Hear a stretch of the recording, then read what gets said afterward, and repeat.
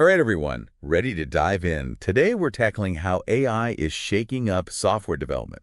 We're diving deep into the Siili Handbook for AI-powered developers, and let me tell you, this is not your average surface-level overview. Oh, absolutely not. We're talking about real tools developers are using right now, and yeah, we might even peek into a future where code writes itself. A little sci-fi, but becoming reality faster than we think. So buckle up, whether you're a coding pro or just curious about the tech that's, well, kind of running the world these days. It's like the handbook says, AI is this wave crashing over how we build software. You either learn to surf it or, well, Wipe out. exactly. And this handbook doesn't mess around. It jumps right in with a study, found AI boosting developer productivity by 26%. 26%, that's huge. And that's just the start. Imagine those numbers going even higher as the tools get smarter, because they are constantly. Okay, coders out there, breathe. Hmm. This isn't about AI coming for your jobs. It's about AI giving you superpowers. What if you could ditch the repetitive stuff and focus on the really creative, complex challenges? It's like having a team of super efficient, tireless interns who never make typos. Now that's an image. I like it.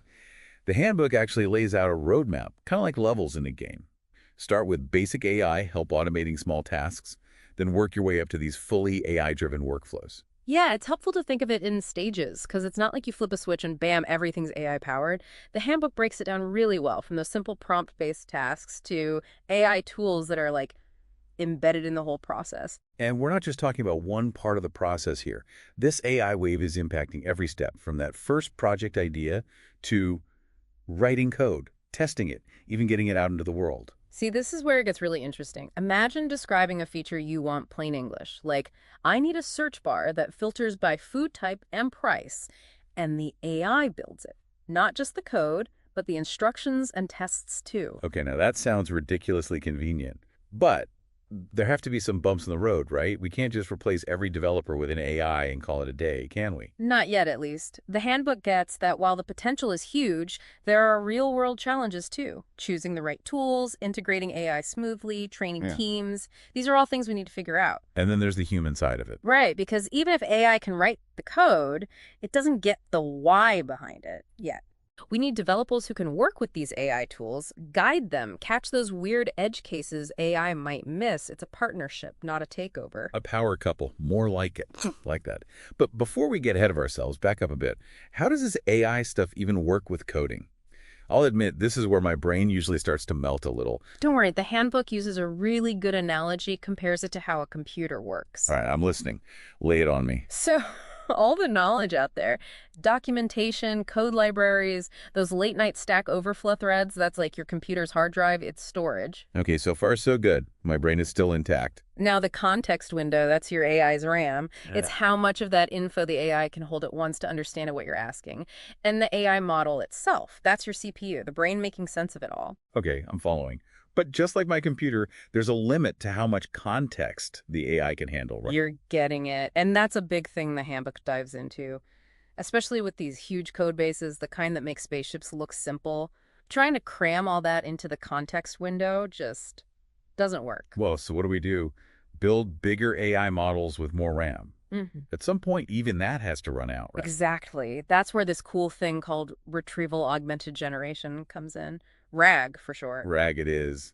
Sounds intense. It's actually pretty cool. Instead of loading everything into the AI's RAM, RAG lets it grab specific parts of the code base when needed. So instead of my whole computer's hard drive and RAM, it's like a super smart search engine just for code. Exactly. Hmm. And this is huge. Using AI in real projects makes it actually doable. Okay, that makes a lot more sense.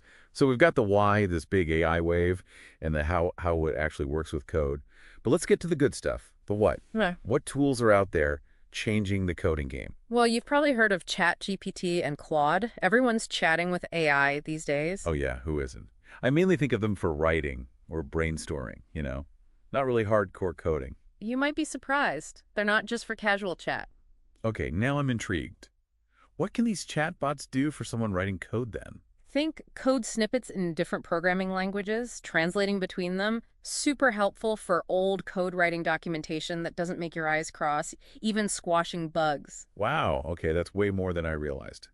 But what about tools actually made for coding? Now you're talking. The handbook gets into a whole bunch of these coding assistants. Each one's got its own strengths. It's like a buffet for every coding need. All right, hit me with some examples. What are you talking about here? One of the big ones is GitHub Copilot. Think of it as your AI pair programming buddy, known for code completion, suggesting stuff as you type. Okay, that's dangerous for my focus. I can see myself getting lost in a coding frenzy. What else we got? Then there's JetBrains AI, really integrated with all those JetBrains IDEs that developers love. What's cool is its multi-model approach, not just one AI, it's got different ones for different programming languages. So like a whole team of AI specialists. Yeah. Efficient. Exactly. And then there's Cursor. This one's a bit different. It takes this visual approach to coding with AI, almost like you're having a conversation with your code editor. Whoa, hold on. So I can build things with code just by telling Cursor what I want. Like, Cursor, build me an app that orders pizza based on my mood. Well, maybe not that specific, but you're on the right track. The handbook has this great example. Say you're building a complex data structure, right? Instead of typing out every line, you just give Cursor a natural language command.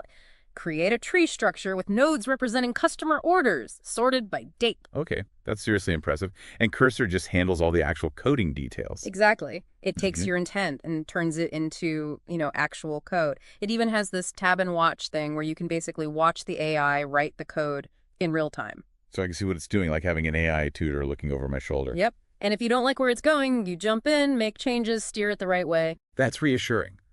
Because watching an AI write code crazy fast, that could get a little unnerving. Like, what if it goes rogue and builds something totally different? Or code that's, like, so complex even I don't get it. That's the thing about this partnership. You're still the one calling the shots, the human, with the plan. These tools are here to help us do more, not to take over completely. Okay, good. Just making sure. So we've got GitHub Copilot for suggestions, a JetBrains AI for the multi-model thing, Cursor for visual coding.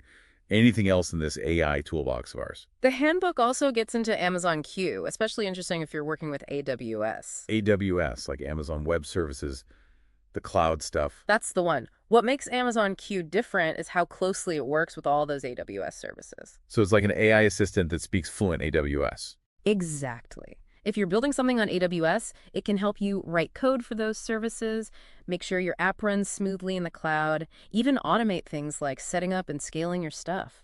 So we've got all these tools making developers' lives easier, but this feels bigger. This isn't just about writing code faster, is it? You're right, it's about a whole new way of thinking about software development. Intriguing. Tell me more. With AI, we can move away from those old school linear approaches, plan everything, then code, and get more iterative, more experimental. So instead of a rigid waterfall, it's more like an agile dance with AI. Love that. AI lets us try more things, test ideas faster, even get feedback from users earlier on. It's like a superpowered brainstorming buddy that can also, translate those ideas into code on the spot. Exactly. That's where the real excitement is. AI is not just automating, it's changing how we think about building software altogether. Okay, I am on board with this AI software revolution. But let's get practical for a sec. The handbook talks about this I Eat project, a restaurant reservation system. How does that show what AI can do? Oh, the I Eat project. Perfect example. It shows how AI can be part of every single step. Give me the highlights. Starts with the idea right at the beginning. Instead of just brainstorming features, the I Eat team used AI to figure out what users actually need based on data and trends. So not just gut feeling anymore, they're using AI to get real insights. Exactly. And it gets cooler. The handbook shows how they used AI to write detailed user stories, define those must-have criteria, even make a first draft of the database design. Wait, the AI is helping design the foundation of the app. That's wild. And we're just getting started. Then the I Eat project moves to design, using AI for mock-ups, user flows, even trying out different UI designs. Like an on-call AI design consultant. Exactly. And then, of course, there's the coding. The handbook shows how AI-generated code for the front end, back end, database, pretty much everything. So it's not just automating the writing, but making sure all the pieces work together. You got it. And it doesn't stop there. AI even helps with those unit tests, the code that checks if things are working right, and even helps with documentation. Okay, so we've got ideation, design, coding. Yeah. What about testing? That's got to be crucial. Absolutely. And you guessed it, AI is all over that too. The handbook talks about using AI to create all kinds of test cases, finding sneaky bugs, even simulating how users interact with the app. So instead of developers spending hours writing tests, AI can generate way more. Huge time saver. And it's not just about time, it's about catching those weird edge cases, those things we might not think of that could cause problems later. So AI is like a superpowered QA team, making sure the software is bulletproof. You got it. Okay, I'm seeing a pattern here. AI helps us build better software faster and with fewer bugs. What's not to love? Exactly. But it's key to remember, AI's impact goes way beyond just the code. It's changing how we launch software, how we maintain it, how we document it. The whole process is smoother and more efficient. So AI is streamlining every stage, from that first idea to the finished product and beyond. Precisely. And honestly, we're just scratching the surface. As AI gets more advanced, and it is, rapidly we'll see even bigger changes in the next few years. That's both exciting and a little intimidating. Like we're on the edge of something totally new. It is a fascinating time to be in this field. So much possibility, but we also have to be cautious. These technologies have big ethical and societal implications. Speaking of pushing boundaries, the handbook mentions something called autonomous coding agents. Ah, yes. Now we're getting into the really futuristic stuff. Yeah, you got my attention. What are they? Basically, AI that can write code on its own. No human intervention needed. Wait, seriously, you mean AI that can build entire applications from scratch without any input from us? That's the ultimate goal. And while we're not quite there yet, the progress is amazing. The handbook mentions a couple of examples, like Dev and Microsoft bought them recently, and OpenHands. Both are pushing the limits of what's possible. So it's early days, but the potential is huge. Imagine just describing what you want an app to do, and an AI just builds it. Right. But that brings up some big questions, too. Yeah, like what happens to software developers? Do we all become AI whisperers? And what about the ethics? Who's responsible if an AI writes code that goes haywire? All important things to consider, especially as this technology keeps developing. We have to use AI responsibly and ethically and be ready for how it could change the workforce. A lot to think about. Let's bring it back to the here and now for a minute. We've talked about AI and software development today, the tools, the challenges, the potential. What's the main takeaway for everyone listening? How do we ride this wave instead of getting crushed? The handbook doesn't have a crystal ball, but it stresses one big thing. Keep learning. Stay ahead of the curve.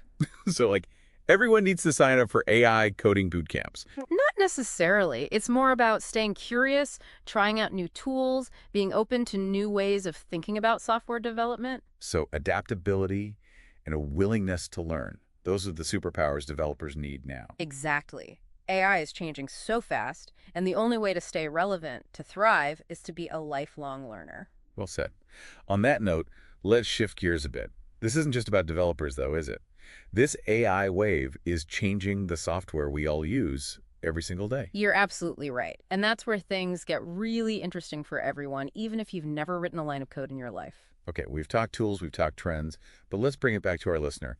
Why should anyone care about this if they're not, coding for a living? That's the thing about AI and software. It goes way beyond just the tech industry. It's about how this is changing the software we all use every day. Okay, I'm listening. Give me some examples. How is AI sneaking into my life without me knowing? Think about it. Every time you open an app, you're on a website. Even in your car these days, there's software, right?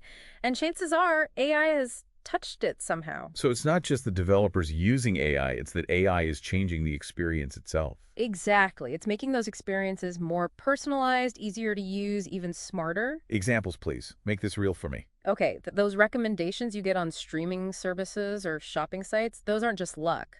That's AI looking at what you like, what you've done, even your mood maybe, to suggest stuff just for you. Right. It's like having a personal shopper, but for movies or whatever. And it's bigger than that. Healthcare, for example. AI is helping develop new tools for diagnosis, making treatment plans more personalized, even assisting with surgery. Wow. Okay, so behind the scenes, AI is already changing a lot. It is. And as it keeps getting better, those changes are only going to get bigger, touching all parts of our lives. So, regular person, what are we doing? Learn to code. You don't need to become a coding master overnight, but having a basic idea of what AI is, how it works, that's important. AI literacy, like you were saying, for developers. Exactly. The more we understand, the better we'll be at navigating this whole thing, making good choices about the tech we use. Makes sense. But where do people even start learning about this stuff? It feels overwhelming sometimes. It can be, for sure. The handbook we've been talking about, even if you're not super technical, it's a good place to start. Perfect. Anything else? Tons of online courses now aimed at beginners. Just searching for AI for beginners will get you started. Great advice. Well, we've covered a lot. How it works, the big picture, even what this all means for everyone. Any closing thoughts? The big takeaway here, AI isn't the future, it's N now W. It's here, it's changing fast, and it's shaping our world. Understanding it, being open to what it can do, and staying curious, that's how we make sure these changes are good ones. Couldn't have said it better myself. That wraps up our deep dive into AI and software development. Huge thanks to our expert for all these amazing insights. Glad to be here. Always love talking about where tech is going and what it means for us. And listeners, if you're hooked and want to explore more, definitely check out the Siili Handbook for AI-powered developers. It's got even more great stuff that we didn't have time for today. We'll be back next week with a whole new topic. Until then, stay curious and keep that brain of yours engaged.